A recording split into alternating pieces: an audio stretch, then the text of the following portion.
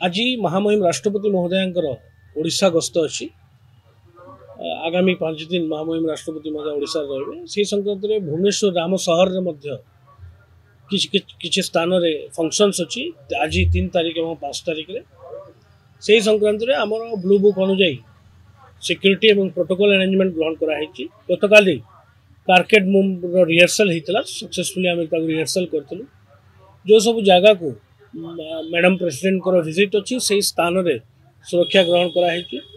जो रास्ता देखिए मैडम प्रेसिडेंट को कार्केट मूवमेंट हम से स्वतंत्र ट्रैफिक व्यवस्था करूँ क्राउड कंट्रोल व्यवस्था कराई।